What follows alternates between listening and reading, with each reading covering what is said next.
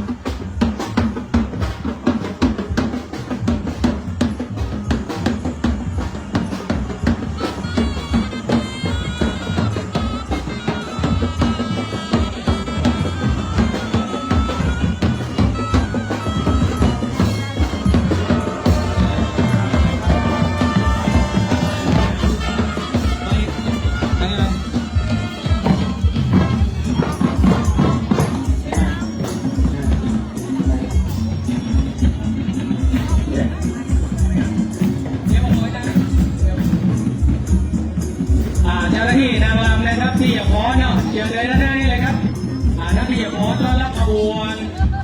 กลุ่มสตรีแม่บ้านเยาวชนก็ดีนะครับเรียนเชิญท่านนายกนะครับถือจ่าตั้งเนาะท่านนายกและก็กำนันนะครับทั้งนายกทั้งสองตำบลนะครับและก็กำนันโดยกำนันพันธุ์คำใสนะครับก็กำนันสมานรงศพด้วยนะครับและกำนันทั้งสองตำบลช่วยถือจ่าตั้งแล้วก็พัดยศพัดพระอุปชฌาย์แล้วก็ย่ามนะครับเพื่ออะไรบริการนะครับที่จะได้รับผู้ที่จากสการะมานะครับถ้าแจ้งพร้อมแล้วนะครับขอคณะแห่ลงเพลงกันเนาะคณะแห่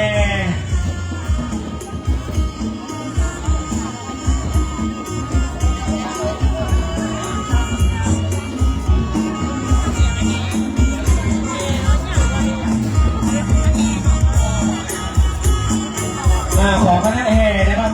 ลงเพลงสักครู่นึงนะครับจะได้ฟ้อนเนาะขอบคุณมากครับโอ้โหช่างฟ้อนพร้อมนะครับเพลงประกอบการฟ้อนชุดที่1เรียนเชิญเจ้าหน้าที่เปิดเพลงได้เลยนะครับ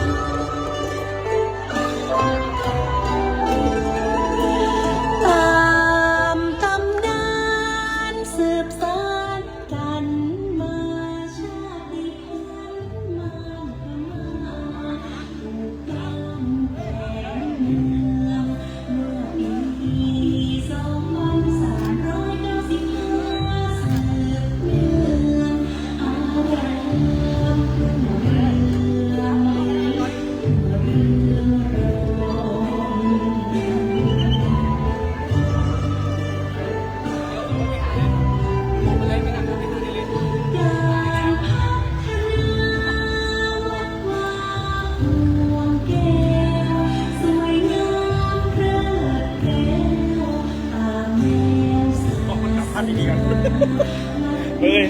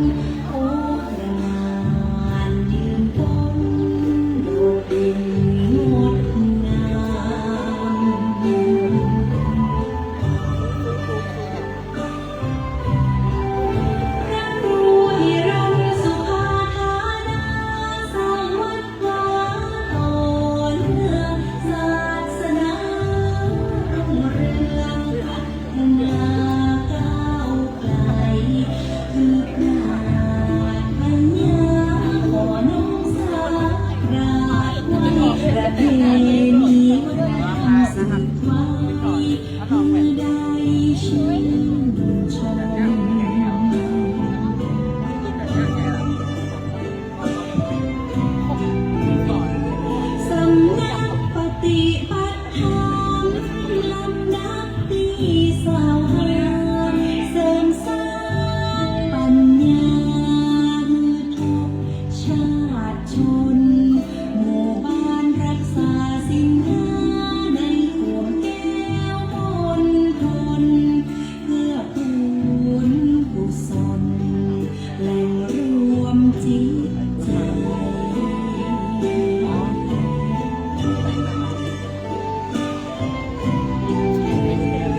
ผู้ชีพผู้ภัยป้องกัน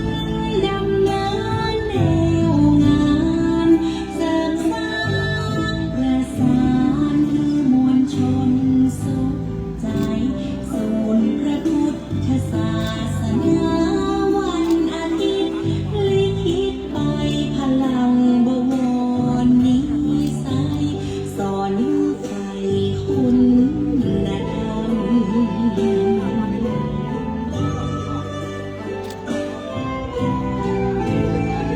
งานเขียนศาสตร์ศิลป์ถิ่นอารามแห่งนี้จิตรกรรมมากมีที่ในวิหารพระพุทธรูปล้ำค่าสืบมาแต่โบราณศิลปะปืนบ้านเจียงแสนเดิมมา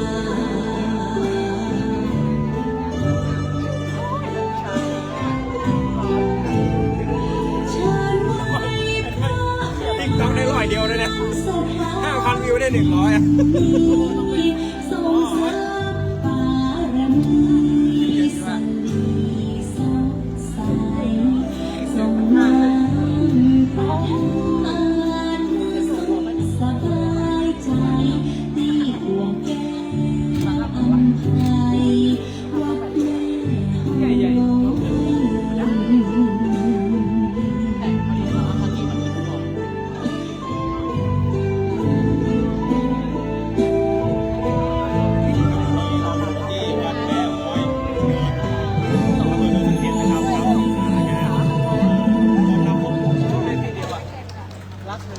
1 2ขอเสียงปรบมือด้วยนะครับนี่เป็นการฟ้อนต้อนรับเรียนชุดหนึ่งเลยกับครับ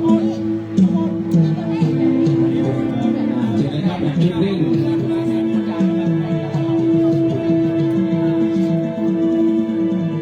อันนี้เป็นชุดที่2ในการต้อนรับขบวนพระพระอุปชฌาย์อาจารย์พระครูวีรันสุภัทดานะครับเดินเชิญเลยนะครับ เจ้าหน้าที่เตรียมเพลงชุดที่2เลยนะครับ เปิดได้เลย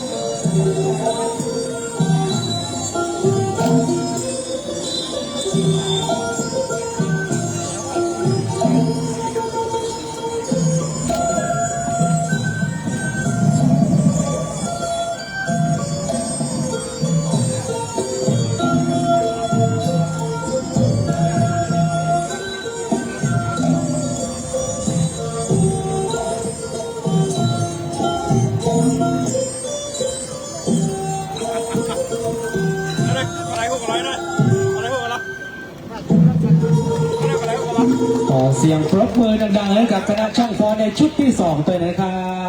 บวันนี้ท่านอาจารย์จะได้ลงสู่รถนะครับเพื่อจะได้เดินเข้าสู่ยังขวงแก้วอารามของวัดแม่ห้อยเงินซึ่งอาจารย์นั้นได้รับตราตั้งพระอุปชฌาย์เมื่อวันที่23กุมภาพันธ์เดี๋ยวท่านนายกจอดรอก่อนเนาะรอท่านอาจารย์ได้ลงจากรถอันนี้ตราตั้งพระอุปชฌาย์ได้เดินทางมาถึงยังบริเวณขวงแก้วอารามเพราะอาจารย์จะได้นำข้าวตอกดอกไม้ถวายต้อนรับในการมุทิตาสักการะ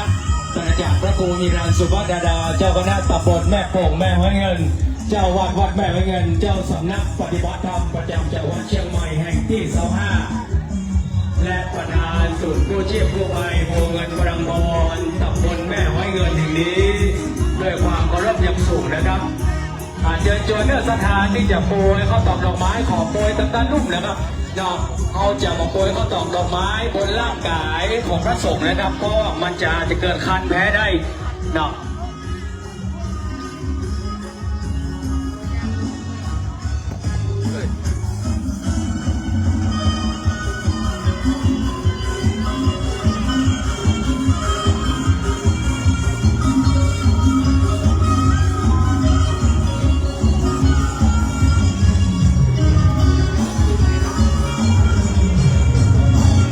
วันนี้ทุกอย่างพร้อมนะครับจะได้เดินขบวนเข้าสู่ยังขวงแก้วอารามเรียนเชิญท่านนายกเลยนะครับ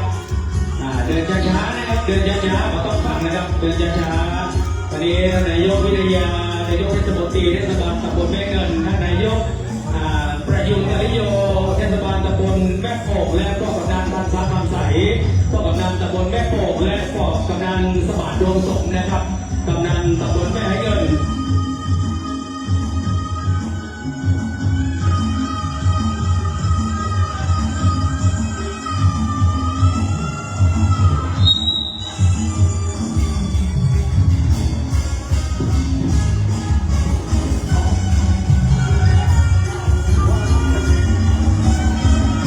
มีส่วนราชการ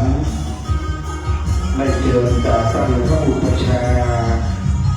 พระครูฮิรันสุภัทดาเจ้าคณะตำบลแม่โป่งแม่ห้อยเงินเจ้าวาดวัดแม่ห้อยเงินได้เข้าสู่ในวัดแม่ห้อยเงินแล้ววันนี้ร่วมกันถวายการต้อนรับพระครูฮิรันสุภัทดาครับเด้อของกองแห่เด้อถวายการต้อนรับท่านพระครูฮิรันสุภัทดาพระอุปชฌาย์เจ้าคณะตำบลแม่โป่งแม่ห้อยเงินเจ้าวาดวัดแม่ห้อยเงินใต้ได้เข้าสู่ในวัดและจะขึ้นสู่วิหารและการรับบัตรนี้ครับ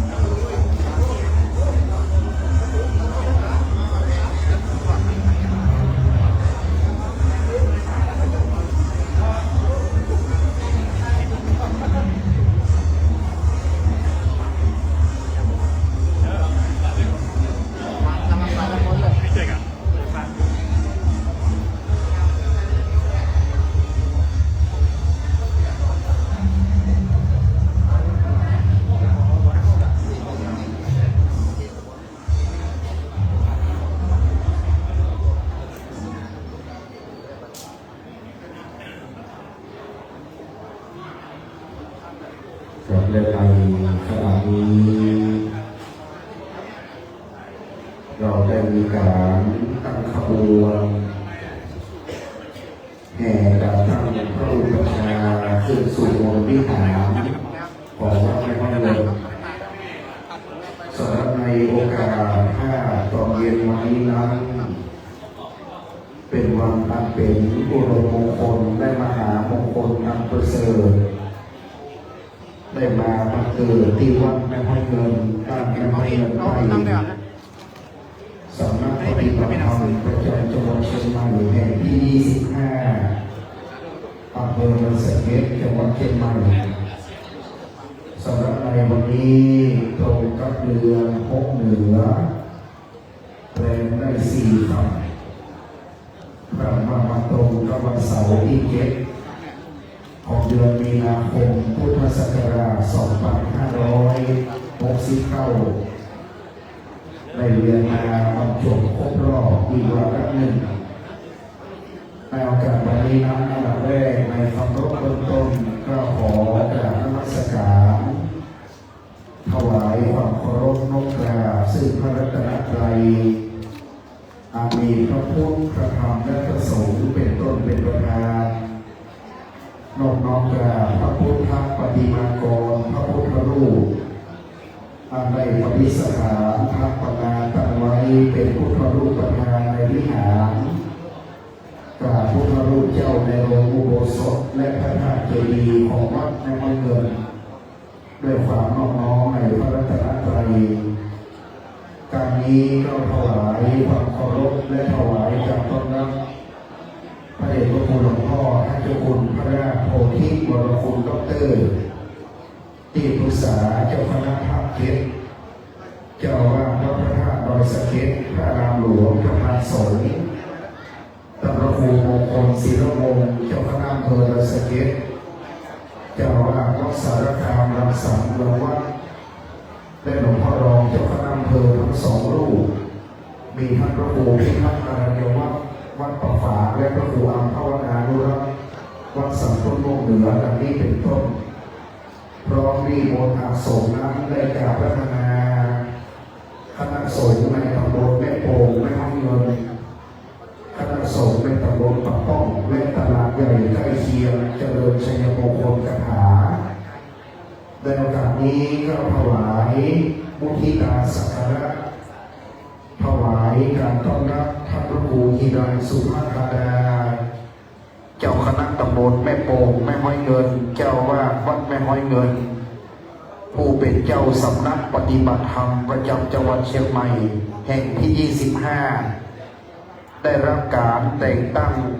ให้ดำรงตำแหน่งแต่งตั้งให้เป็นพระอุปชารุ่นที่59ประจำปีพุทธศักราช2569บัดนี้ประกาศสมัชชามหาคณิสรณ์ในเจ้าพระคุณสมเด็จพระพุทธาจารย์เจ้าคณะใหญ่หนตะวันออก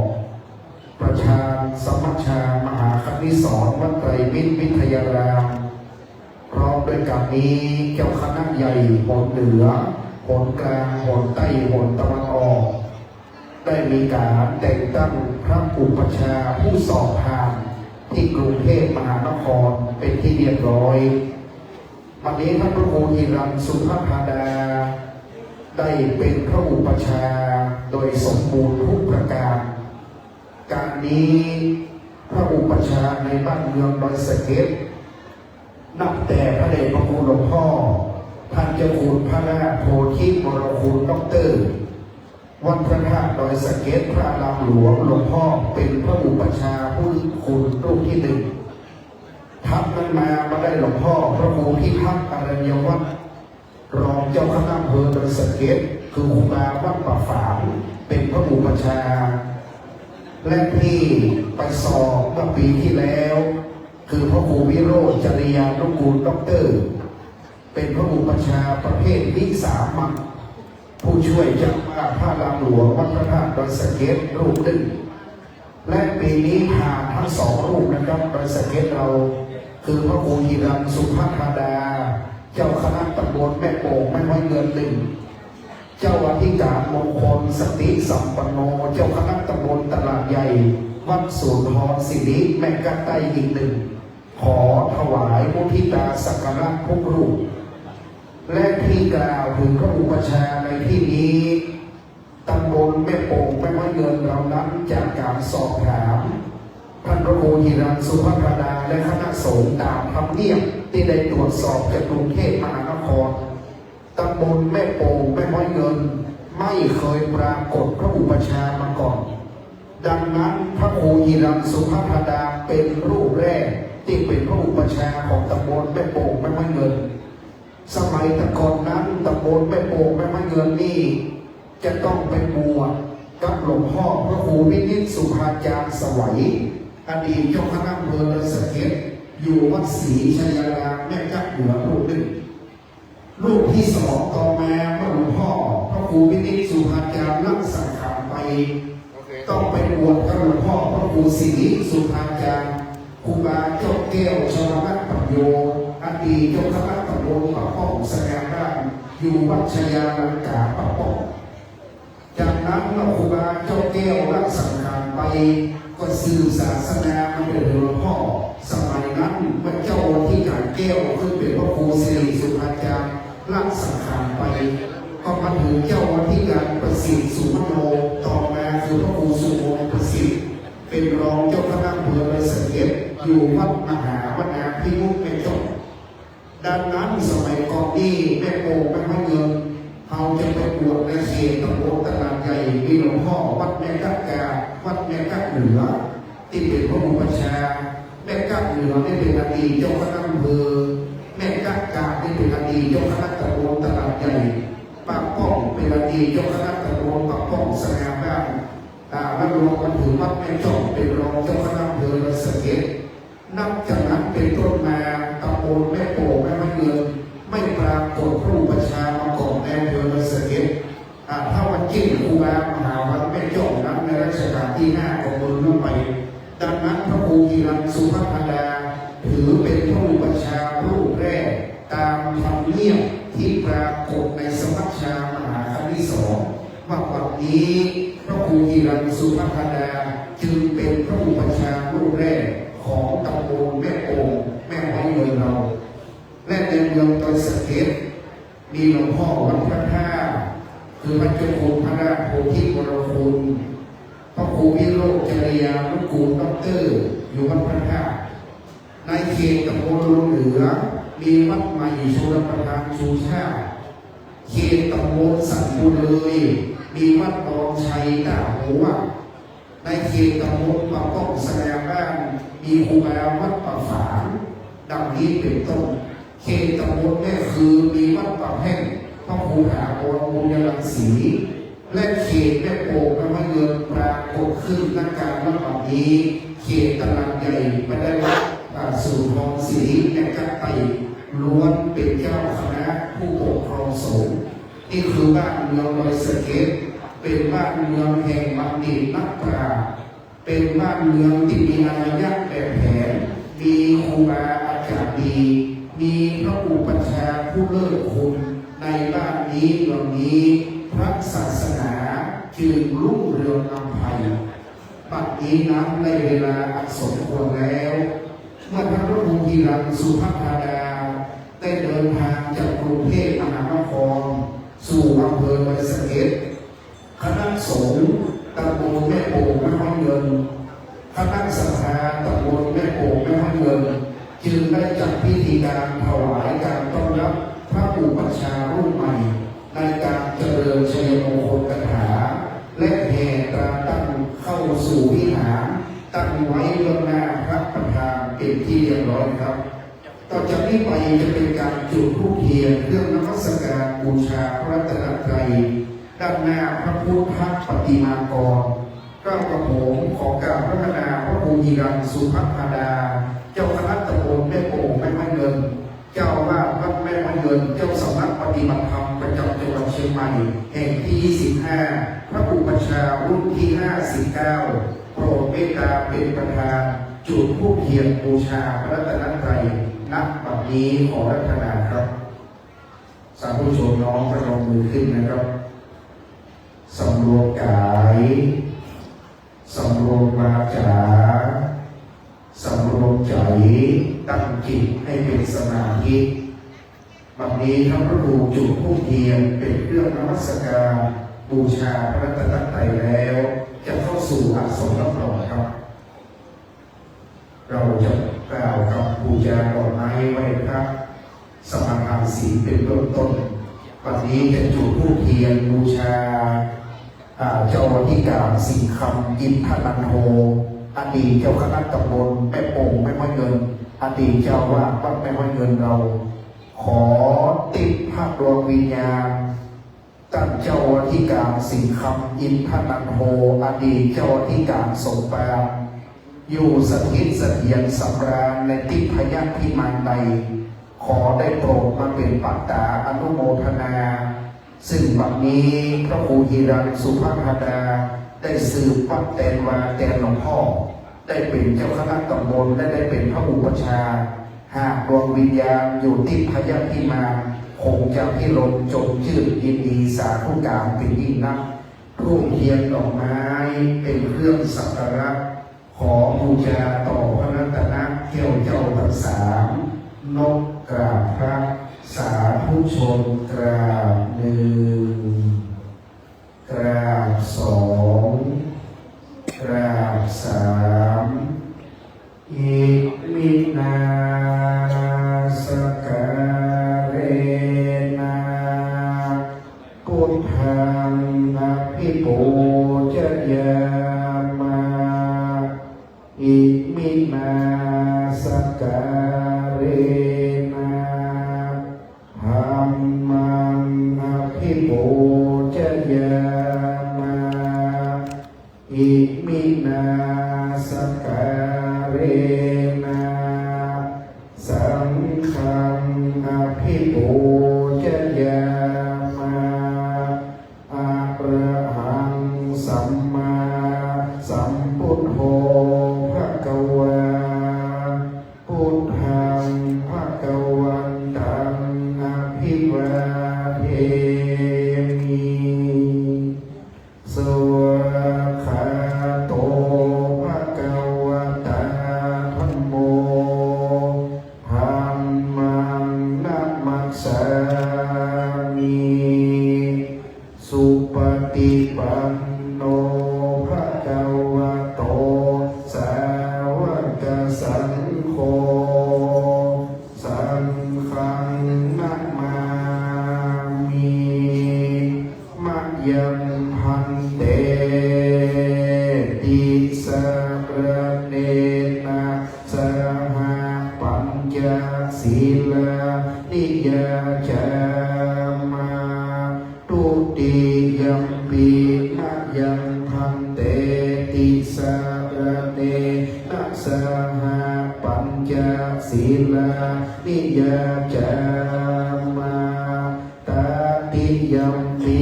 มะยังพันเตติสระเนนะสหปัญจศีลานิยจามาโมตัสสะภะคะวะโตอะระหะโต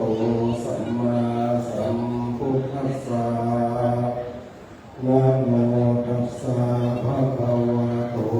อะระหะโตสัมมาสัมพุทธัสสะ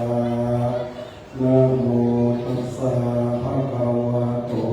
อะระหะโตสัมมาสัมพุทธัสสะนะโมตัสสะภะคะวะโตอะระหะโตสัมมาสัมพุทธัสสะนะโมตัสสะภะคะวะโตอะระหะโตสัมมาสัมพุทธัสสะนะโมตัสสะภะคะวะโตอะระหะโตสัมมาสัมพุทธัสสะพุทธังสรณังคัจฉามิพุทธังสรณังคัจฉามิธัมมังสรณังคัจฉามิธัมมังสรณังคัจฉามิ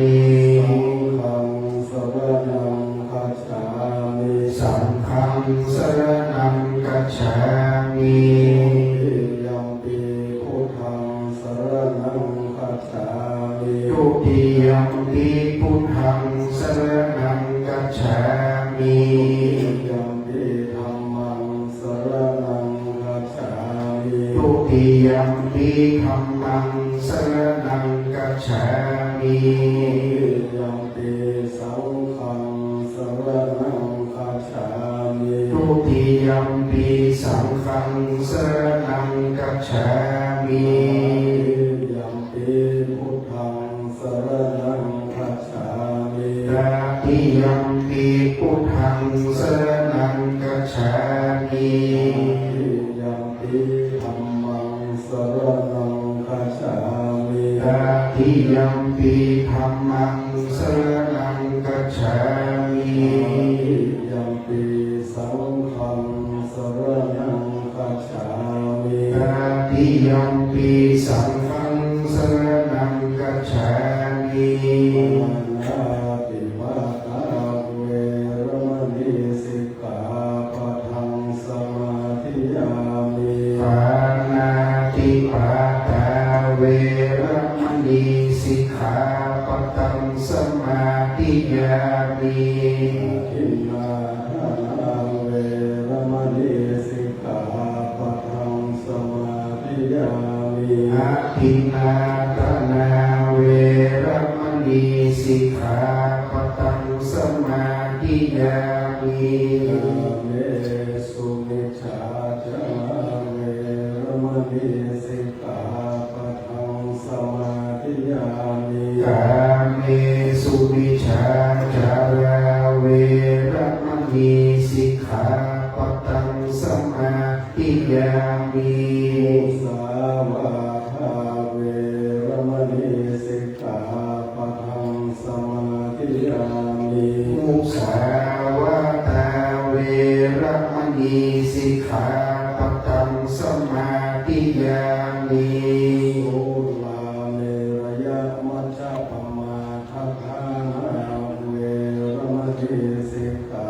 ปะทังสมาธิยามิสุราเมรยะมัจจปมาทัฏฐานา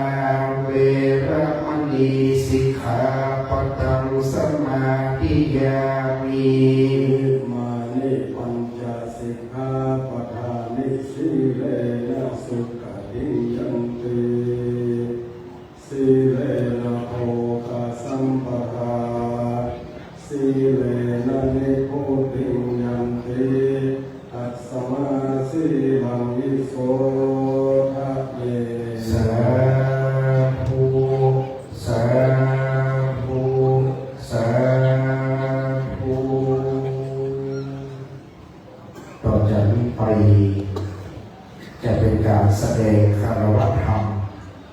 น้อมนำเครื่องสักการะถวายต่อเจ้าคณะผู้ปกครองสงฆ์พระผู้ใหญ่ลำดับนี้เรานิมนต์พระครูหิรันสุภัทธาดาน้อมนำเครื่องสักการะ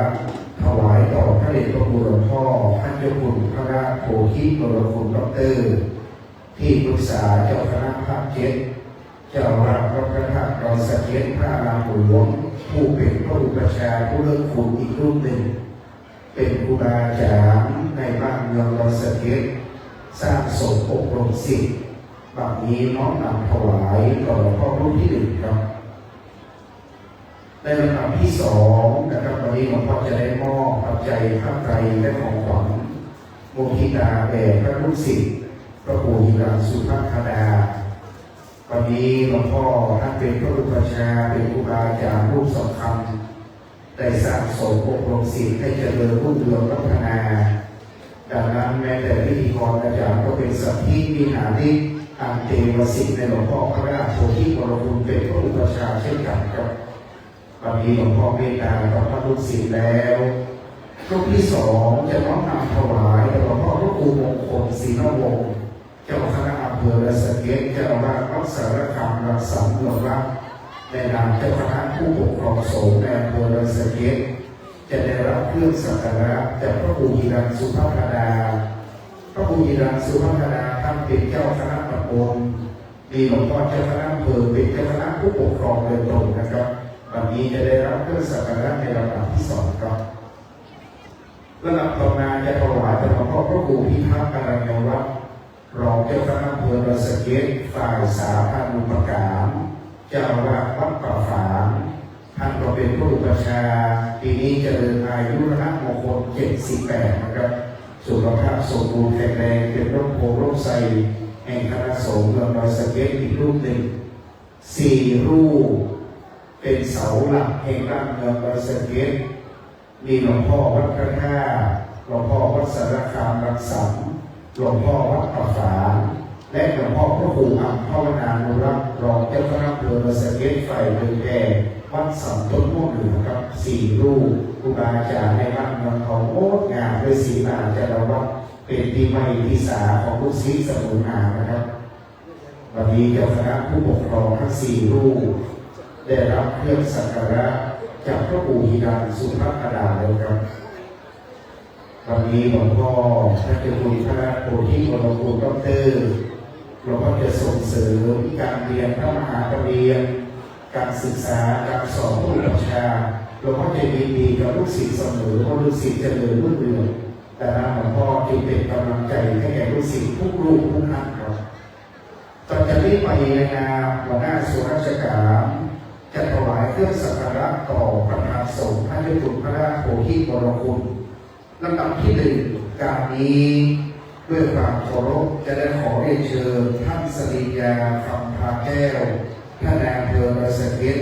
ถวายเครื่องสักการะต่อพระโพธิวรคุณดร.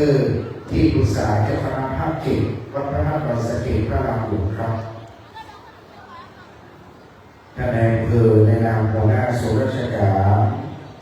ได้ให้เกียรติในการประกอบพิธีวันนี้อันสำคัญยิ่งครับ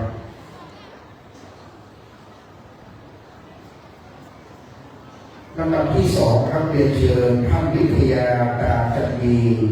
ท่านนายกเทศมนตรีตำบลแม่ไม้เงินเข้าถวายเครื่องสักการะต่อหลวงพ่อประธานสงฆ์ในลำดับที่ 2ครับ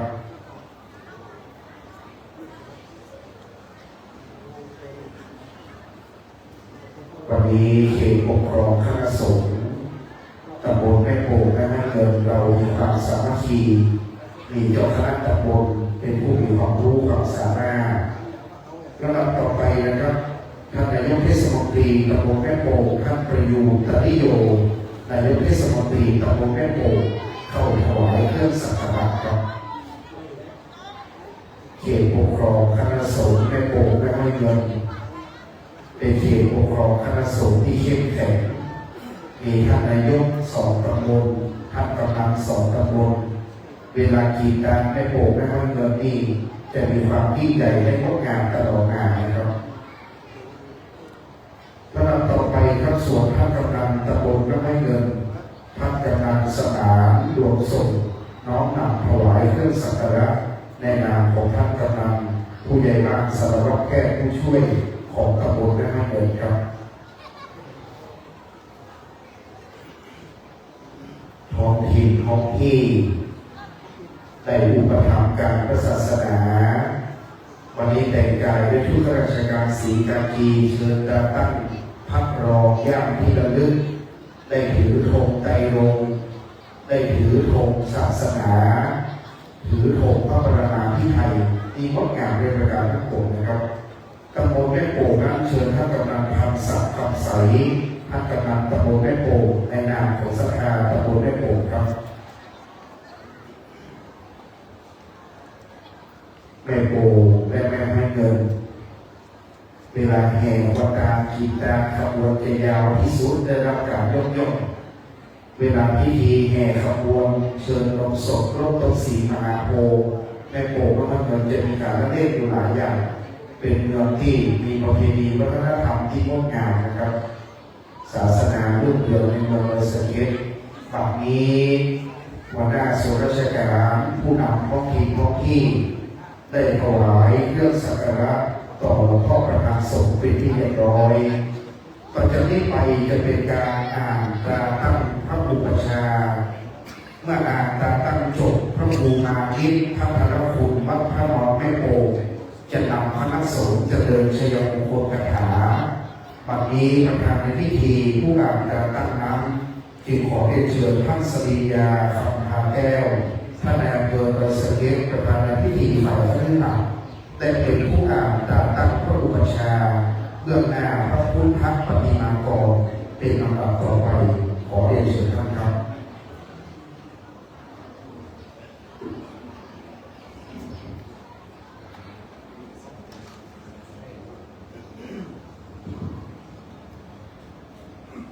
การตั้งพระอุปชาที่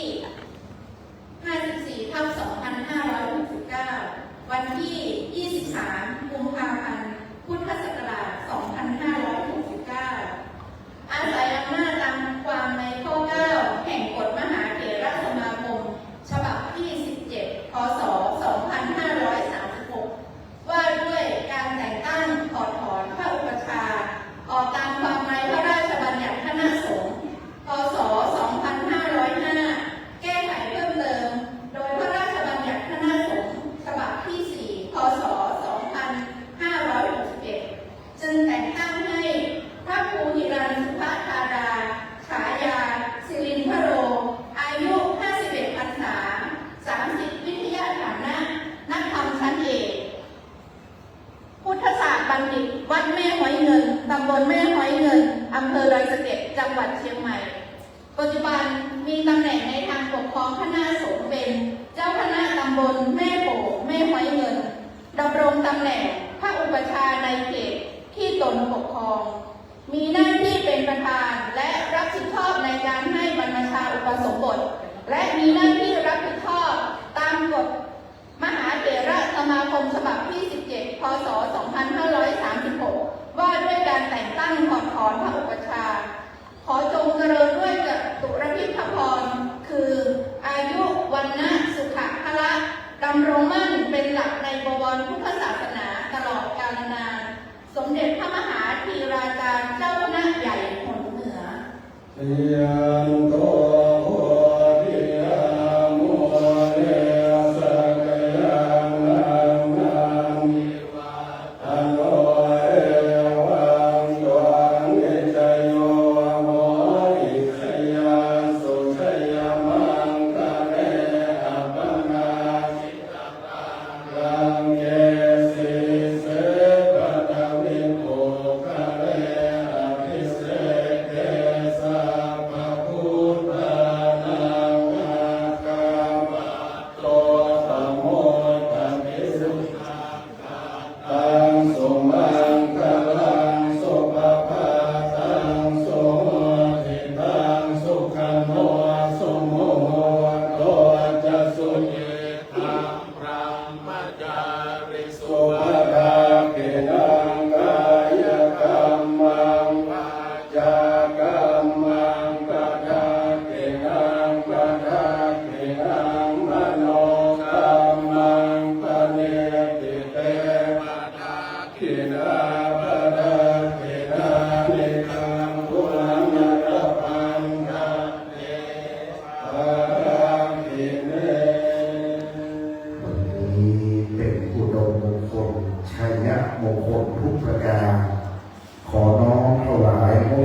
สักการะ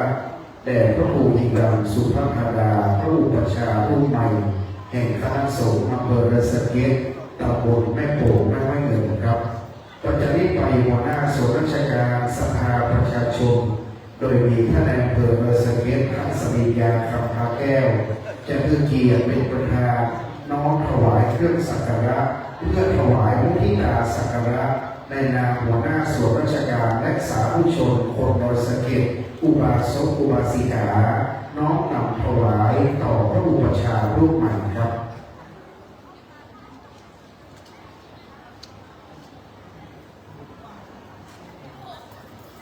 เมื่อพระอุปัชฌาย์ได้เมตตารับเครื่องสักการะถวายมุทิตาสักการะแล้วท่านมีความตั้งใจว่าจะอุทิศถึงแก่บูรพาจารย์การแบบนี้จะเกณฑ์สังเกตเพื่อจะเอาปอดเมืองก่อนและจะมาสีสู่ขวัญนิมนต์พระครูหิรัญสุภธาราเกณฑ์เครื่องสังเกตครัวขิงครัวตาถวายอย่างโบราณล้านนาต่อหลวงพ่อท่านจะ จ้าคุณพระราชโพธิวรคุณดรจะได้เมตตาปรับปรเมืองเกณฑ์อุทิศแก่ของแล้วมันจะบายสีสู่ฝั่งและถึงจะได้ประเคนถวายให้แก่ธรรม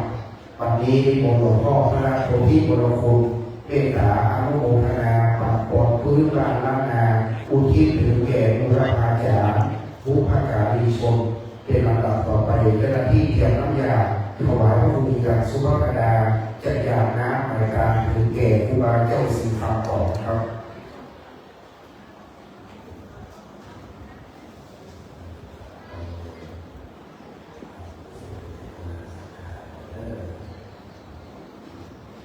เอวังโหตุสัมปติสามิสังฆทานานิจตุปัจจัยให้ยะวัตถุทานานิปัจนี้ก็เป็นวันดีเป็นวันสดีสุปัจจัยยะมงคลอันกษณะเลิศที่ต่อวันอาจารย์ทั้งหลายเป็นวันที่สักการะจงทายุทายิกาวัดแต่วันวันใต้ก็ได้บาทางจะกิจถวายทานเท่าไร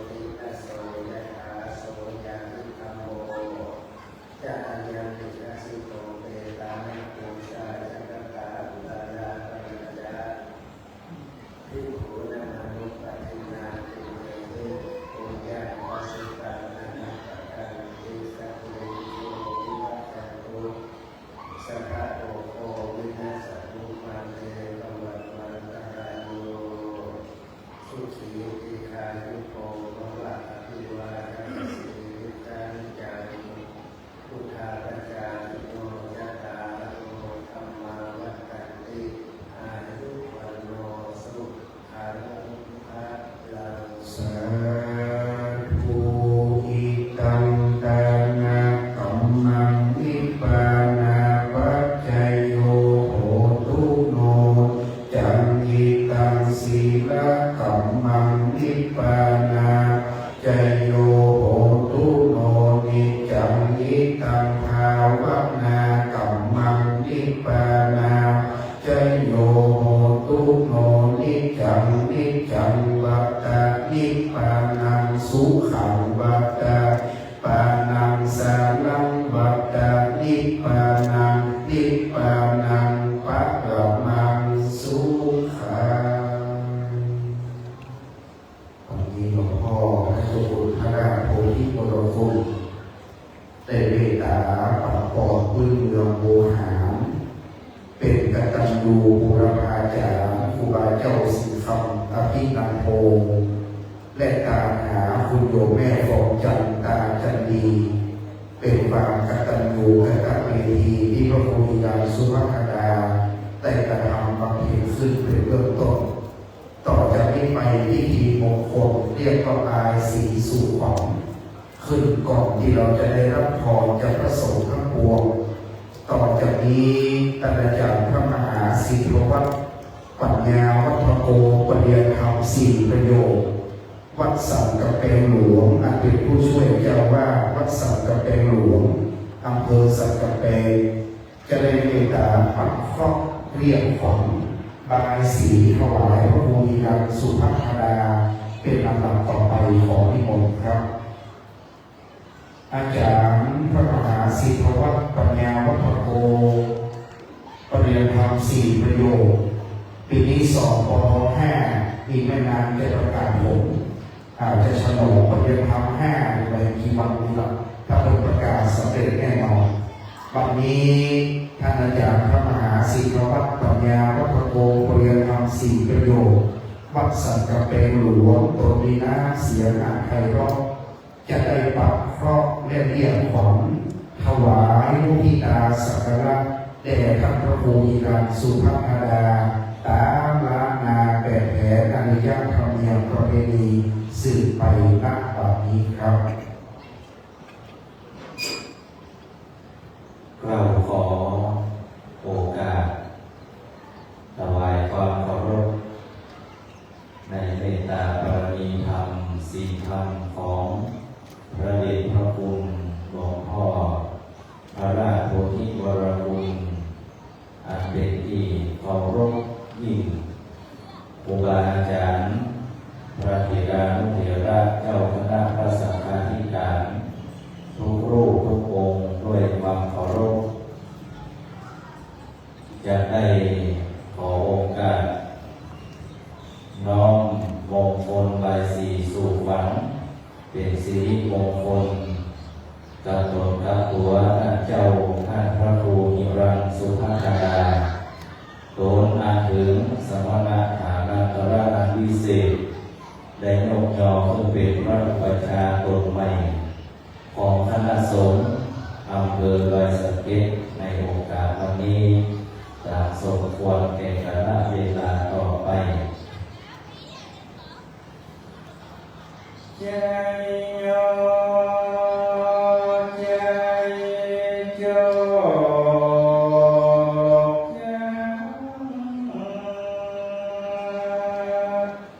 โม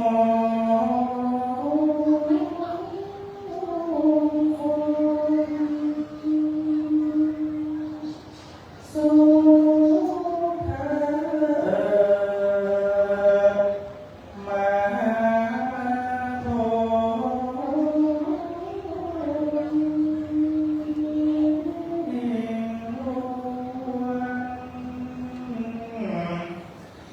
ลาพัก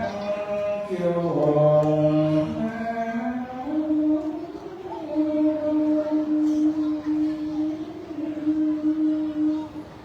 ตัง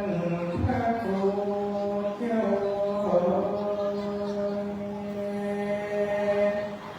โสกเสมพรเพยิ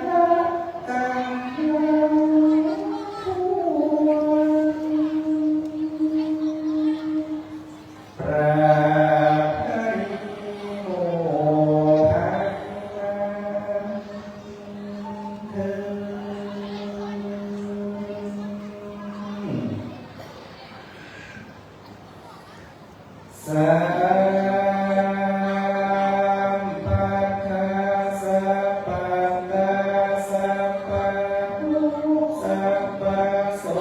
สัพพะโลสัพพะไทยสัพพะเสนียดอย่างไรเพราะไปไทยจุงให้อ่อนอ่อนเพราะไปนอกจุงให้คอย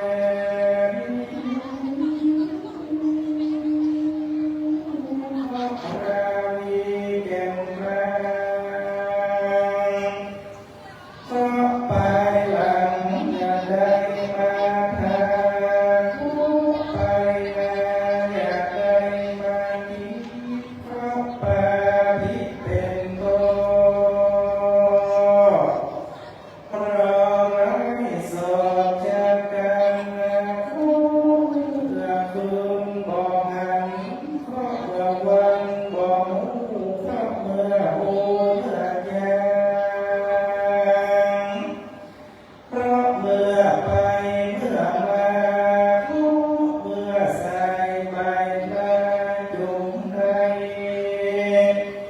ยกอย่างนั้นออกจากกันตนตั้งพระพุทธเจ้าสุภาสุธาอันมาเถิดที่พบนาเมืองบาดาลอย่าได้ปิดเกินมาสมดังการหากรมแห่งองค์พระสารีโกดมว่าสัพพะทุกขาสัพพะพัญญาสัมปโรกาวินัสสันตุบัดนี้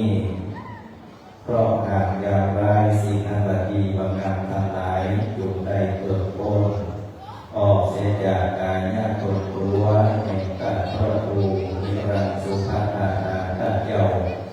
เหลือไว้แต่เพียงความบริสุทธิ์บริใสเป็นบุตรดาภาชนะทองยังไปรองรับเอาอย่าง32ฝันมาสู่ตนสู่ตัวแห่งข้าเจ้า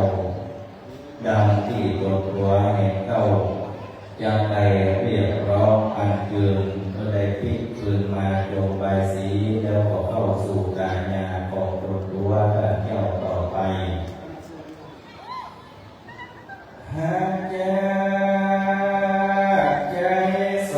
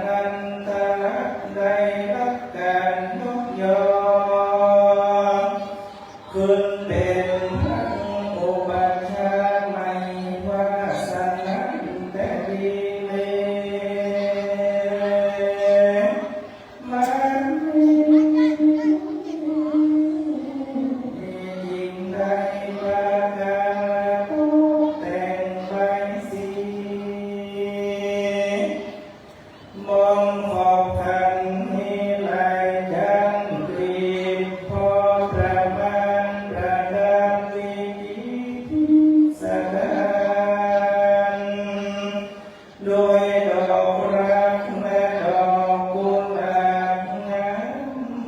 สะอาดปองตา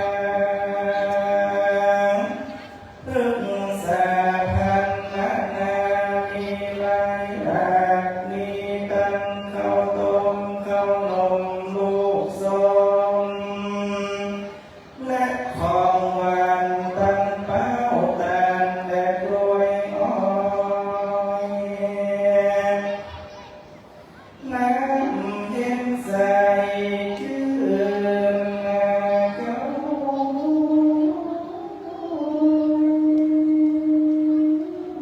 มีหากใดนำมาใส่ไว้ในขันใบสี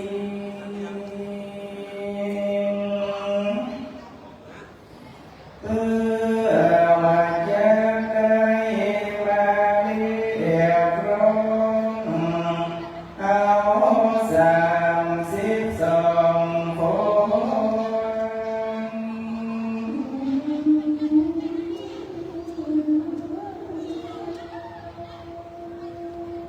ของท่านพระครูหิรันสุภัทธาดาท่านเจ้าแม่นว่าได้ยินเสียงเก้ากระหม่อมเรียกร้อง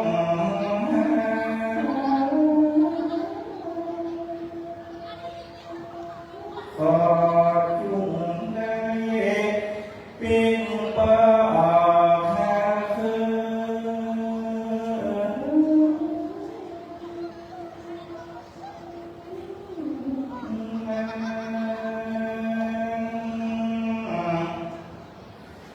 ว่ามาเติมควันคิ้วควันตา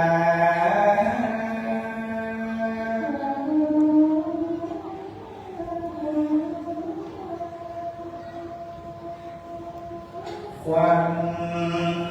ทิพย์ตัวลากูแก้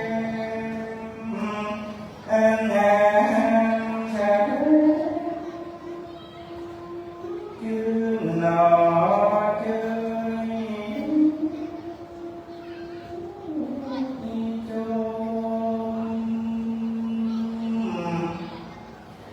ว่ามาเนื้อควันหูควันตาควันปากควันแก้มคอกอ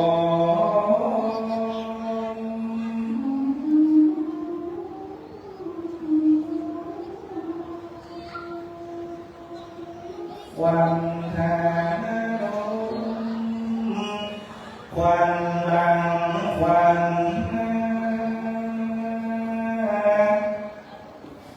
ว่าเมื่อมาตั้งควันเมื่อสุ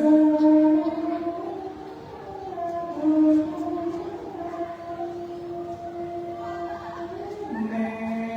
ตั้งเจ้าเคยป้อนข้าวใส่ปาก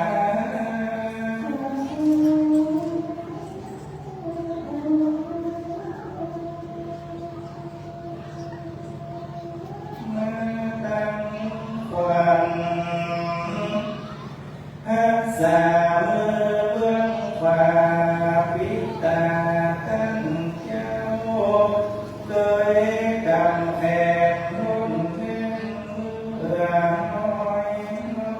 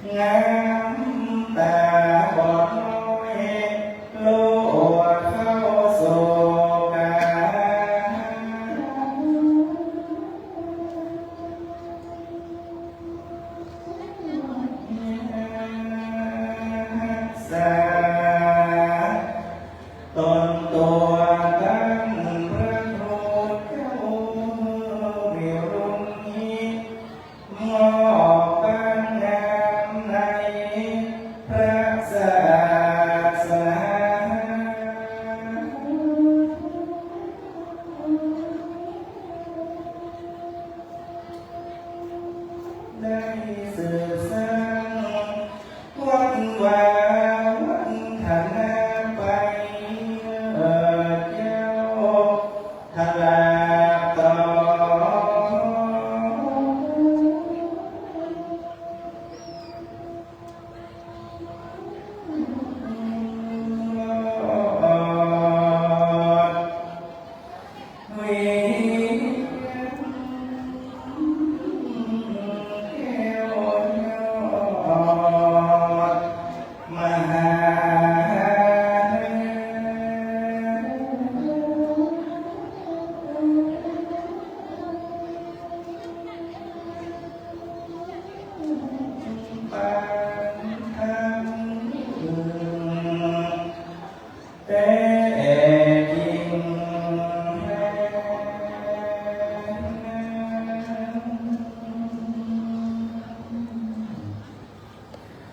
มาเลิก32 วันของตัวศีลธรรมท่านเจ้าท่านพระโพธิรันสุภาดาโตอันใดถึงสมณะฐานันตระนิเศษยกย่อเพิ่งเป็นพระอุปัชฌายะตนใหม่ในกาลปัจจุบัน32 วันแห่งตัวท่านเจ้าได้มาแล้วจงไปสี่อานามแล้วได้รวดเข้าสู่ห้องกายา10 ปีว่าหุ้ไปทางอื่น10,000 ปีว่าหุ้ไปที่ไหนหน้าเมื่อมันดอกแดงหน้าแดงรัดดอกเต้ามือดังสองของตัวท่านเจ้าเปรียบดังดาสลีกันใจจับว่าออกไปทางใดทีหันเพื่อทีใจขาดสัพพะปัญญาเมื่อถอยนี้เพื่อตนตัวท่านเจ้าได้บุญที่สิทธิจำเริญสะเทือนเรามากโสทการบางงามมีรุนนี้ขึ้นว่างฝางในพระธรรมวินัยในพระศาสนาขององค์พระสัสดีสัพพันโนพระพุทธเจ้าและเป็นที่ไหวและเป็นที่สาของพระภิกขุสามเณรเพศเจ้าของคณะศรัทธาวัดแม่ห้อยเงินคณะศรัทธาอำเภอดอยสะเก็ดและพุทธศาสนิกชนทั่วไปแต่เป็นนาบุญที่จะได้ก่อเกิดความเป็นมงคลกับบ้านกับเมืองวัดวาอารามขอความเป็นสิริมงคลจงได้มาบังเกิดพร้อมกับวัน32 วันที่ได้เข้ามารักษายังกายญาติตัวของท่านเจ้าในทีฆาการอาภาธีอย่างนี้นั่นจงจะมีเพียงแต่ดีใจญาตุภวังใจญามังคลังใจญามหาสุขังใจญามหาโภคังใจญาสิทธิมหาสิทธิภาวันตุเตปีคายุโกอายุวันโนสุขังภาลังสาธุสา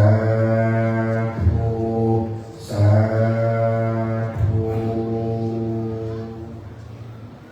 นิมนต์พระครูธิรัมสุภาดาเข้ารับการผูกข้อมือจากพระเดชพระคุณหลวงพ่อพระเจ้าคุณพระราชโพธิบรมครูดร.อาจารย์พระมหาศิษย์วัดปัญญาวัฒโกได้นิมนต์เอาขวัญตั้งเจ้าไปหลงแนวหน้าเล่นแดนใดขวัญไปอยู่ที่อื่นตอนนี้หลวงพ่อจะใช้ไฟขาวอัญพญาอินตาเจ้าฟ้าธิราชใช้มัจจานิรมันโรมันแก่ลงไปเมืองพญานาคไปขอหน้าพวกดาแห่งพญานาคอันเป็นฝ้ายเส้นขาวยาวและ9 เส้นเป็นมังกรผูกข้อมือและพระโพธิรัมสุภาดามัดมือเบื้องซ้ายก็คือขวัญนามัดมือเบื้องขวาก็คือขวัญอยู่32 ขวัญแห่งพระเจ้าพระครู100 ปีก็คือมาอยู่ที่คือ10,000 ปีก็คือมาอยู่ที่ไก่เพื่อได้อยู่กับเนื้อกับตัวเพื่อได้อยู่กับหัวกับเก้าอยู่กับสาธุเจ้าได้อยู่กับศรัทธาเพื่อได้เป็นครูบาเข้ากับศาสนา วัดแม่ไม้เงินไต่เป็น100 สาวพวกเข้าพระภาษาวันนี้หลวงพ่อพระราชโพธิวรคุณมีคาถาหลวงพ่อเป็นเมตตามหานิยมใส่คาถาถวาย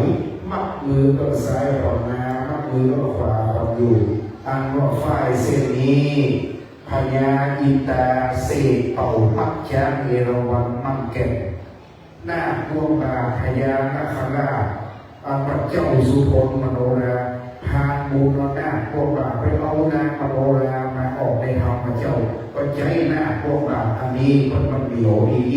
เอามาผูกขวัญตะประคูถวายแล้วขวัญตะประคูอยู่ในสารพังกายคือตะประคูอยู่ในไว้เงินใต้ตั้งศาสนาจนได้เป็นครูบาเท่าดับครูบาเจ้าสิงคำมาที่นาโพ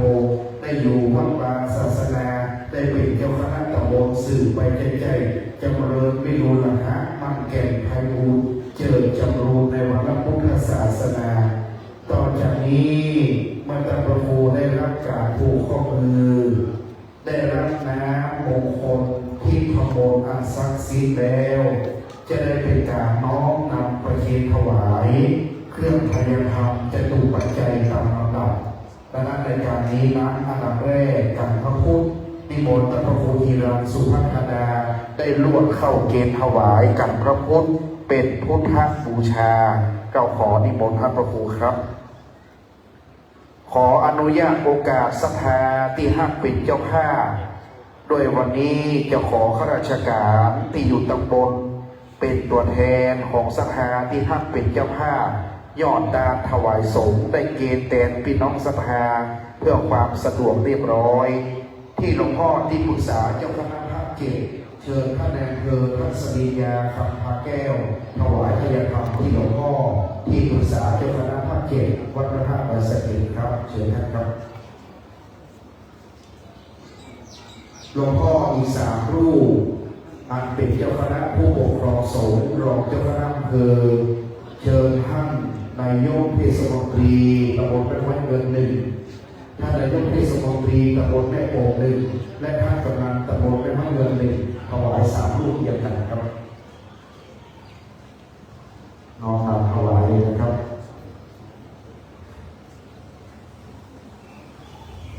จากนั้นแถวที่2นะครับมีท่านพระครูวิสิทธิ์นะครับรูปเป็นต้นมายังกันมาตามลำดับมีอยู่ประมาณ5 รูปนะครับการนี้ประกอบด้วยท่านกำนันตำบลแม่โป่งเข้าด้านในเลยครับท่านประธานสภาของตำบลแม่โป่งท่านประธานสภาของตำบลแม่ไม้เงินได้เข้าไปแถวที่2เลยครับผมเจอท่านกำนันตำบลแม่โป่งกำนันได้น้อมนำท่านประธานศักดิ์เข้าไปแถว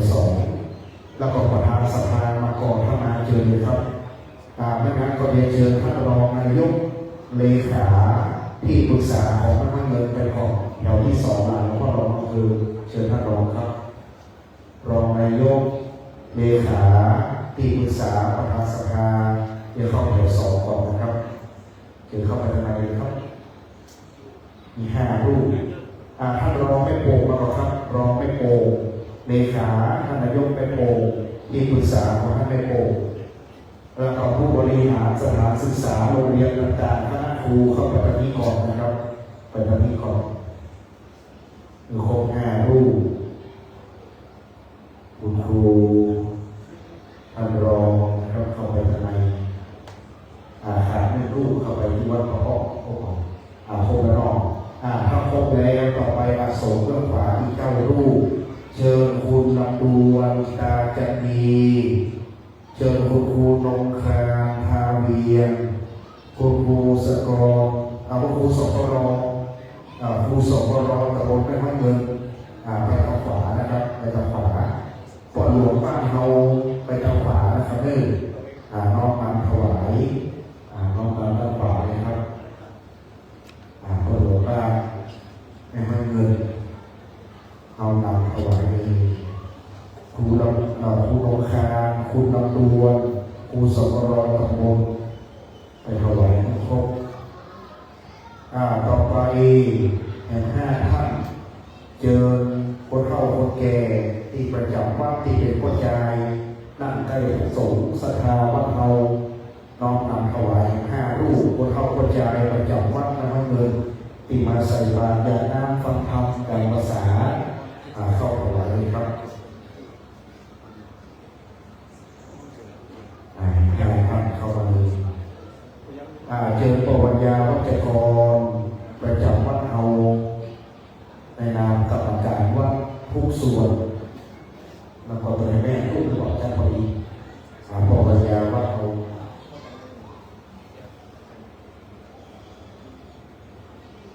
เมื่อประเคียนถวายเรียบร้อยครบถ้วนจะได้กลับเข้าสู่ที่รับรองต่อจากนี้ไปก็ขอนิมนต์พระเดชพระคุณหลวงพ่อเจ้าคุณพระราชโพธิบรมคุณดร.ประธานสงฆ์ได้กล่าวสัมโมคณียคาถาเป็นลำดับต่อไปของการพัฒนาครับ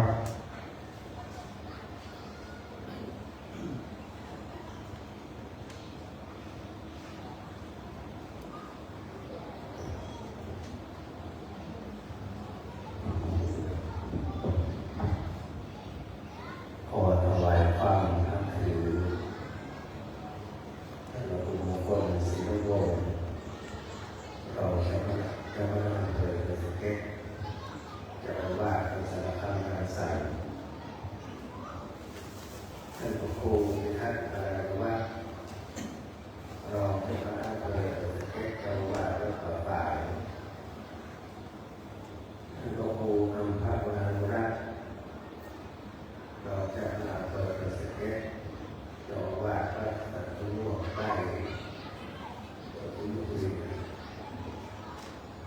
พระสงฆ์เทระเถระสามเณรทุกรูปขอแสดงความยินดีทุกสาธิตกับท่านพระครูอิรันสุภาคราจะบอกว่าพระประธานเงินของเราและเป็นเจ้าคณะตำบลเป็นกลุ่มพระเงินเพราะมีโอกาสนี้ขออนุญาตทุกเจ้าจากคณะกรรมการมหาเถรสมาคมได้ประธานแต่ตั้งที่เป็นพระอุปชาเป็นผู้มีสิทธิมีสิทธิมีทรัพย์ในการที่จะเป็นผู้ตัวแทนของคณะสงฆ์ในตำบลพระโรงพระเรือนรับคุณวุฒิผู้นำใส่ศรัทธาในองค์กรพุทธศาสนาบรรพชาเป็นคนรถแต่สามเณรเป็นพระในทางพระพุทธศาสนาสืบต่อไปแต่เป็นทั้งหลายพระพุทธชาจะแต่การตัวเราเป็นผู้เทศน์ญาติโยมแต่แปลเป็นความหมายคือผู้ที่ต้องใจใส่ดูแลตัววิชานั้นถ้าเป็นในวัดหรือวิชาประจำวัดตอนนี้ตำแหน่งการปกครองเป็นเจ้าคณะตำบลเจ้าคณะอำเภอเจ้าคณะวัดก็มีสิทธิ์ที่จะบวช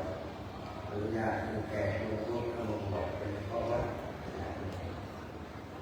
ถ้าเป็นเจ้าคณะตำบลก็มีสิทธิ์ในการที่จะบวชแก่ผู้ร่วมในตำบลโดยวัดในตำบลถ้าเป็นเจ้าคณะอำเภอก็จะมีสิทธิ์ในอำเภอนั้นทุกวัดสามารถเป็นประชาได้ถ้าเป็นเจ้าคณะวัดก็ได้ทั่วไปวัดที่จะเลยลองแต่ว่าดีก็ได้ทั่วไปวัดตามหลักที่สมาคมนั่งแยกไปที่ข้อ17ท่านแจ้งไว้ว่าห้ามบวชข้ามเขตปกครองถ้าผู้ปกครอง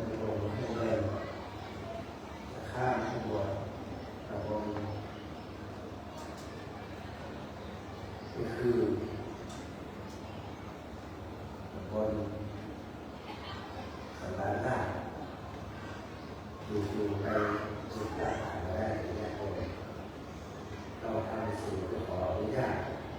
จากคณะกรรมการผู้ปกครองในที่นั้นก่อน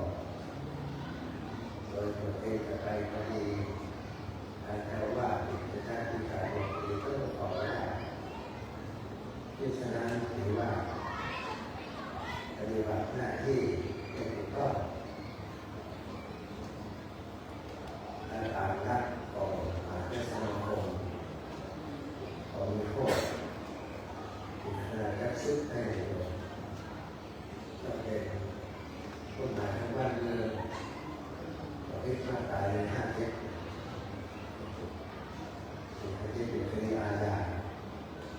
ฉะนั้นท่านพระครูที่ได้ถือว่าอาญาจะเป็นวงได้ให้ล้มลงให้เงินแก่ท่านตำรวจยืนเข้าฐานหรือหาผู้ชายได้หรือคำสัตย์ท่านพระครูประมาณนิมนต์และขอแจ้งขออนุญาตจากคณะตำรวจนั้นคือพวกผู้ชายแต่ถ้าผมมีผู้ชายที่บอกให้ก็ได้รับอนุญาตก่อนการแรกถ้ามีผู้ชายไปขอได้ตามที่กำหนดและผู้ชายนั้นซึ่งเป็นส่วนใหญ่เป็นสูตรที่แท้เป็นคนพบเป็นคนเป็นแดงเป็นพระทางพุทธศาสนามีหน้าที่คนอื่นมีหน้าที่เป็นเจ้าว่าตัวเองเป็นคนตัวศาสนาเป็นคนเอามาตลาดในวงแค่ถ้าผมจะเกิดเข้าเรียนก็ได้ครับถ้าเกิดเป็นคนก็ต้องเรียนเกี่ยวกับมาตราในประเทศที่กฎหมายและสมาคมเลยฉะนั้นผู้ศึกษาจึงเป็นผู้มีความสำคัญแต่ที่เป็นตำแหน่งนะพอไปได้ผู้ศึกษานั้นต้องฝึกเข้าทำบวชเดียวบวชคู่คำสวดต่างๆที่จะที่ถ้าที่ตัวรถจะมองที่พุทธศาสนาข้อจะต้องเข้าได้รถเลยนะเข้าไปได้ผู้สวดเย็บอาราธินาสนะก็สามารถคัดลงไปก็คัดลงก็เป็นอาราธิบัติเป็นชนะธิบัติก็สามารถเป็นเจ้าของพระเนศเดชถูกต้องตามพระธรรมวินัยได้ทุกคนที่บอกได้จากยุคแต่เราไม่ได้สิ่งที่เราพูดเราพูดไปก็ว่าเป็นภาษาบาลีดังนั้นพวกเราจะสอบวิชานั้นเราต้องการการเกิดจากอำเภอจากอำเภอและการสอบผ่านจากวัดจากวัดเป็นผลต้องการการเพื่อสอบจากภาคอย่างเดียวจากภาคได้ถึงจะสามารถเข้าไปสอบและระประเทศได้ระดับสมาคมได้โดยมีกรรมการสมาคมและผู้อำนวยการและตั้งกรรมการที่ใหญ่มาคอยเป็นผู้สอบผู้สอบมาภาคผู้สอบผู้ชายผู้สอบแข่งไปในโลกเรียนถ้าอยู่วัดกูเรียนน้อยก็แต่สอบภาษาพระที่ได้เป็นของที่ได้เลยที่ต้องอยู่ได้ต้องถูกต้องสอบทั้งข้อเดียวสอบทั้งการเข้าการรู้ปากกานี่คือเป็นยกเข้าใจยกทุกอย่างแล้วการทำมันขึ้นและการคิดขึ้นการก็ให้วิชาในการมาเติมมาลุกไปอย่างเดียวเราคิดถึงว่าเป็นงานวิชาที่เป็นหน้าที่ที่เป็นความสำคัญอย่างยิ่งผู้ที่จะเป็นผู้เจ้าเป็นธรรมชาติที่ไป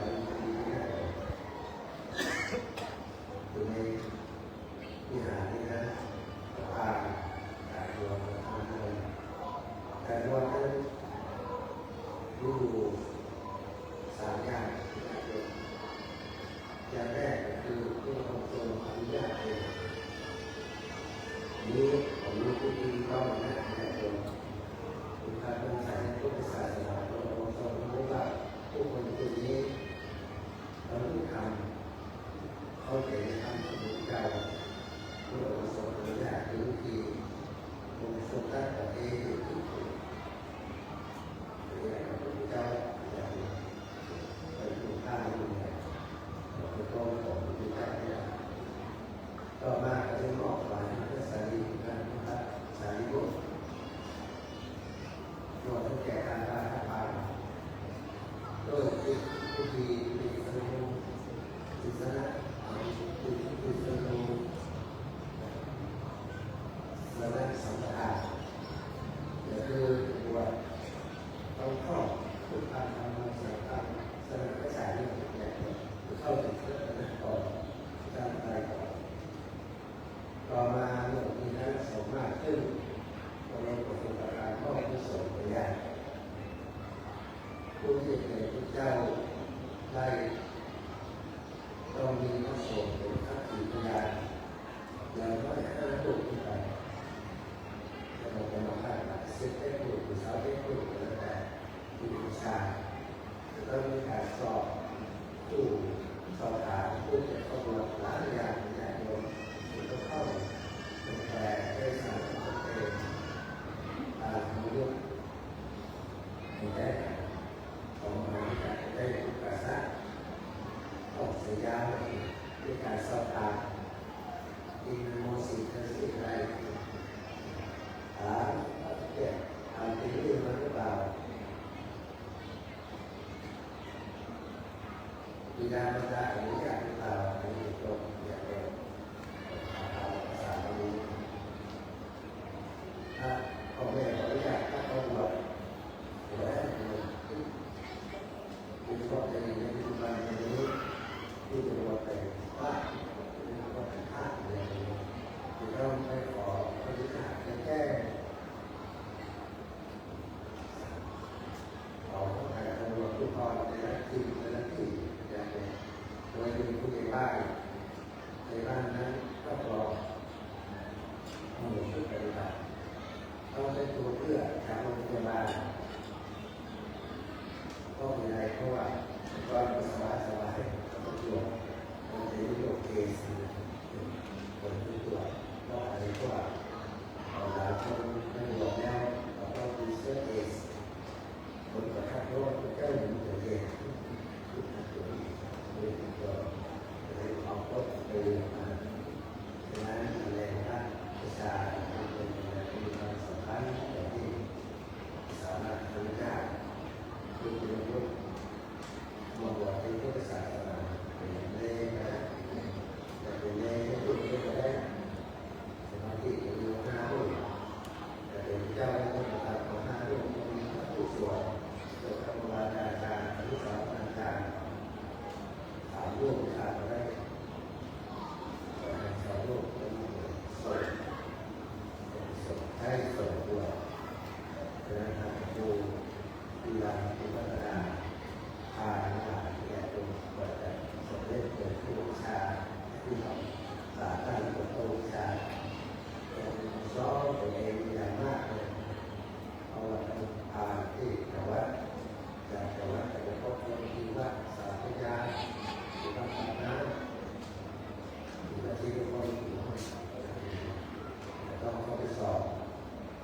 จริงๆสอบได้เด็กเขาจะได้ผ่านชั้นเรียบร้อยมีโต๊ะดีนะตรงนี้อยากดูเด็กโต๊ะเราต้องมีโต๊ะให้เลยเราจะเป็นผู้ชายเป็นเด็กเรียบร้อยทุกแก่แก่ดีเรียบร้อยที่จะต้องทำไมที่มันเรียบอยู่เราต้องสอนได้ในผู้ชายที่เป็นทางการก็จะเป็นผู้ชายที่สำคัญที่สุดในโลกทุกคนมีการแข่งสมัยกำลังในโลกการชาวบ้านก็รอการรอสำหรับการแข่งจากรักษาพยาธิบ้านของโรงพยาบาลของสิ่งอะไรบ้านอย่างนี้นะครับวันนี้ถือว่าเป็นวัน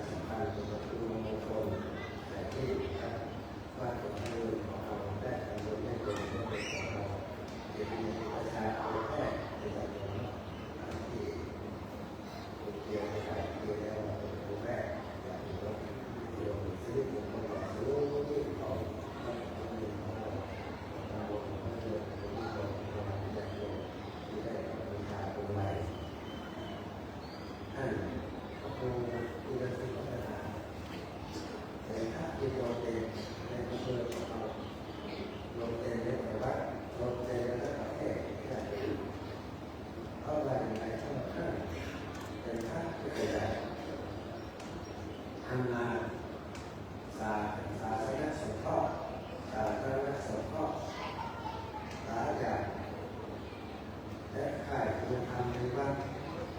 และปฏิบัติธรรมในวัดช่วยเหลือประชาชนลำบากนะครับผู้ชมไทยเกิดจากพวกการไม้หน้าที่มีเจ้าหน้าที่คอยดูแลช่วยเหลือจากโจมตีที่ใครต่างๆเรื่องในบ้านของเราในรวมกันคณะสงฆ์ด้วยพอที่จะแก้ไขปัญหาในที่สำคัญแต่สมาธิโยมจะพูดถึงว่าในเรื่องแก้เจ้าที่ที่ผมบอกเราในด้านของการแก้ไขปัญหาเราดูที่ในพัฒนาในด้านการปกครองที่ดีแก้ไขปัญหาในงานสิ่งที่เราเองในงานวัดนะครับการรักษาอยู่พอดีหลายงานของสถาบันที่ใหญ่ทั้งหลายมีเจ้ามีศักยภาพมีคุณภาพมีประสิทธิภาพอย่างเดียวคุณภาพมาได้ลงมาดูเป็นคุณภาพมาเล่นกันเช้าเองมีมาแล้วก็ขอความสำคัญมีศักยภาพถ้าเรื่องคุณภาพอย่างเดียวเรียกการเราเนี่ยสมาธิของเราได้คือว่าหลายสิ่งที่ทำงานมาวันนี้ทางพระครูเขาว่า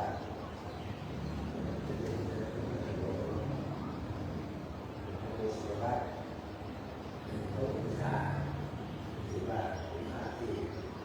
มีคุณความดีแต่ละอย่างในยอดท้อในกลุ่มมีสิริในยศมีการเลือกตั้งมีความก็ในระดับนี้ก็ราชาณกษัตริย์ถวายพระสมบัติพระราชินีของครูอยู่ในสุภาพอาหารในกลุ่มในภาคที่เขาทำประเทศการการงานในโลกเป็นตู้การเรียนสุดฝ่าและจากผลงานที่ได้ทำมาคือทำเกียรติยศทำกิจสิริยศทำบริวารยศอุตสาหและโลกตาเป็นใส่หน้าที่ของโลกของคนแห่งทั้งหลายที่จะมาการมีความรู้ใจในหน้าของผู้ใหญ่ผู้ใหญ่ในเมืองผู้เป็นเจ้าหน้าที่ก็ดูให้ทำงานเสริมถ้าสิ่งที่ดีมาก่อนขอแสดงความชื่นชมสมนักดีกับครูนะขอแสดงความดีครับประธานเรื่องในเรื่องดีเรื่องคุณภาพและที่ดีอยู่กับตำรวจครับตาพระพุทธศาสนาของเราขอให้ทรงแห่งคุณความดีปฏิธรรมที่สถาบันโลกมันก็การมีพัฒนาแสดงการที่ในการตอนนี้ความเป็นพระสงฆ์และพระพุทธมีการพัฒนาเราและเราเกิดภาษาการหายได้ผลได้ผลก็เป็นสองตัวนี้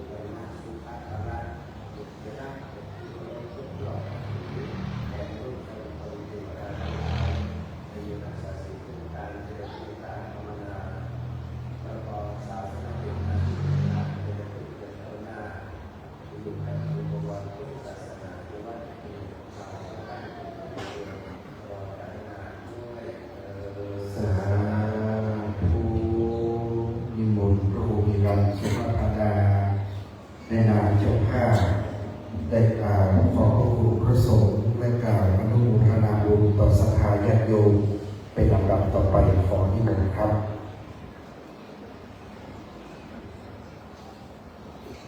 การแท่เท้าคารวะพระเดชพระคุณหลวงพ่อพระบาทโพธิวรพลดร.ที่ปรึกษาเจ้าคณะภาคเจ็ดเจ้าวาดพระอารามหลวงท่านเป็นผู้มีเมตตาต่อก้าวกระบอกเป็นอย่างยิ่งที่ให้โอกาสได้สนองงานและได้พบปะกับสิ่งต่างๆที่วัดวารามต่างๆได้พัฒนากันผมก็เลยนำแนวคิดนี้มาประยุกต์ใช้ในวัดวารามอย่างนี้นะครับทำให้ผมเกิดวิสัยทัศน์กว้างขึ้นที่ได้มีหลวงพ่อคอยสนับสนุนที่ผ่านมาและก็กราบขอบพระคุณหลวงพ่อและพระครูมงคลศิลปวงศ์หลวงพ่อเจ้าคณะอำเภอเดชสะเกษหลวงพ่อพระครูพิทักษ์อนัญญวัฒน์รองเจ้าคณะอำเภอเดชสะเกษและหลวงพ่อพระครูอัมพวานุรัตน์รองเจ้าคณะอำเภอเดชสะเกษที่มีโอกาสก้าวกระผมได้ทำงานตลอดถึงขอขอบคุณคณะสงฆ์ตำบลแม่โป่งแม่เงินที่ให้โอกาสได้เป็นเจ้าคณะตำบลและก็เป็นผู้สนับสนุนเชียร์ผมมาบอกผมรู้สึกเครียดมากช่วงก่อนที่ผ่านมาก็โดนกดดันนั่งลงไปถ้าผมสอบตกอีกเป็นไรก็เลยพยายามตื่นเช้ามาก็ทั้งเขียนทั้งท่องครับตลอดเวลาเรียนพออาจารย์น้อยนี่มาเฝ้ามาขอรับมาฟังผมขอทุกวันเดินเข้าออกแต่ผมก็มีกองเชียร์สตาร์ญาติโยมทุกท่านที่คอยส่งเสริมและขอบคุณอาจารย์เด็กพระเมนในวัดที่คอยดูแลเข้าป่าอาหารตลอดถึงซักผ้าผมเป็นมาก่อนทุกคนเอาใจเลยขนาดแต่ผมว่าถ้าผมขาดมาเนี่ยผมได้ไหมแต่ผมพยายามเต็มที่ครับตั้งแต่หลวงพ่อเจ้าหน้าที่เลยขาไปส่งที่อยู่ไปเข้ากับท่านเจ้าการมงคลก็เหมือนที่หลวงพ่อพูดแล้วว่าอย่างนี้รับวันนะว่าไปท่องเจ้าอยู่ในห้องนั่งในห้องนั้นได้เลยท่องกันว่างไปนอนกันที่เหมือนยังเข้าข่ายแล้วมีทั้งหลายๆอย่างเกิดขึ้นนั่นนอนรับตนดีไม่รับจริงเข้ากับได้ต่างๆก็โชคดีครับที่ได้มีพระมหาเถระที่ได้คอยส่งเสริมได้โอกาสก้าวผมได้ทำงานแล้วนี้ก็ต้องขอบคุณท่านนายอำเภอท่านนายกทั้งสองตำบลท่านกำนันทั้งสองตำบลและผู้ช่วยสารวัตรผู้ใหญ่บ้านแขกทุกท่านที่ได้เดินทางมาร่วมตลอดครูกศนผู้สมบูรณ์ครูเอกครูโรงเรียนให้เงินนักเรียนหลายท่านที่ได้มาร่วมในข่าวครั้งนี้ตลอดถึงเจ้าภาพโรงทานทุกโรงทานในตำบลแม่โป่งให้เงินที่ได้ร่วมกันประมาณ 40-50 โรงทานด้วยกันก้าวกระผมได้มาภาพขอคุณงามความดีที่ทางหลวงพ่อได้อวยพรในวันนี้เป็นผลสะท้อนย้อนมาปกครองคุ้มครองทุกท่านที่ได้มาร่วมงานในวันนี้เนื่องมีแต่ความสุขความเจริญปรารถนาสิ่งใดขอสมกรรมพัฒนาทุกท่านด้วยแต่เธอสาธุนิมนต์พระครูมานิพัฒนคุณได้นำพระอาสมที่อาสมอนุโมทนาครับ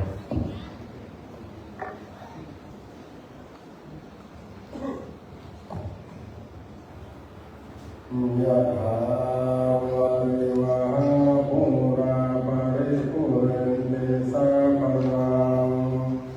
เอวเมวะอิโตทินังเตตานังอุปคัปปติอิทิตังปะเทตังตุมหังคิปะเมวะสมิสตุสัพเพปุเรนตุสังกปาจันโทปนะระโสยะถามณิโชติระโสยะถาเววาจันตุสั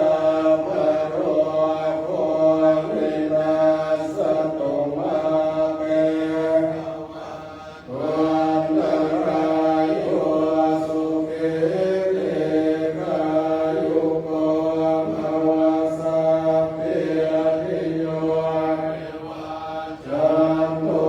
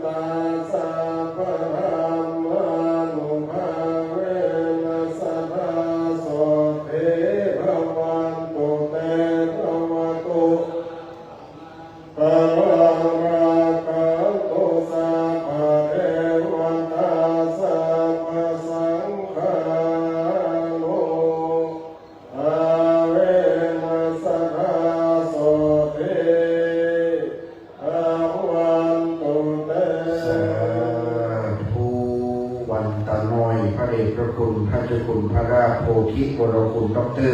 พระอุปชาก็คือเป็นบาปเป็นกรรมนะครับเมื่อวันตามิพันเตสัพพังอัมปะระพังมันภะเมพันเตมายาตังปุญญังสามินาอนุโมตัปปังสามินากะตังปุญญังไมหังตัปปังสาธุสาธุอนุโมทามิ อายุโกอายุมโนสุขังพระลัง สาธุเชิญท่านนายอำเภอรับของที่ระลึกจากพระครูธีรสุภธาดาเชิญท่านนายอำเภอครับ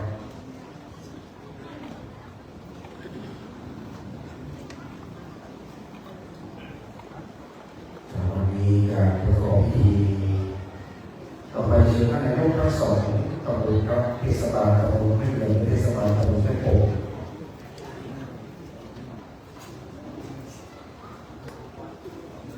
ในการนี้ขโยมโชเฟอร์คนขับรถพระคุณเจ้าแต่ละวัดกำไปยังทางตามในวิหารวัดในห้องหนึ่งใต้ก็ขอผมในนามพระครูธีรสุภธาดากล่าวในเมตตาหลวงพ่อพระโพธิวรคุณดร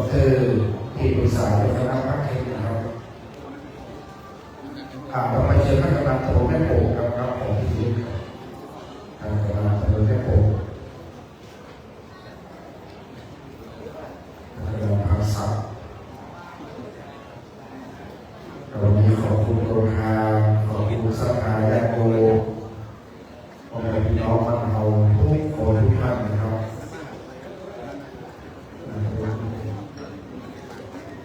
กับในการขอเจ้าคณะอำเภอขอเจ้าคณะอำเภอถวายผู้ที่ทางเจ้าที่ทางมงคลมาณโอกาสนี้ร่วมกันเขาเรื่องพอดีมงคลกันยิ่งได้สองรุ่นได้สองทาง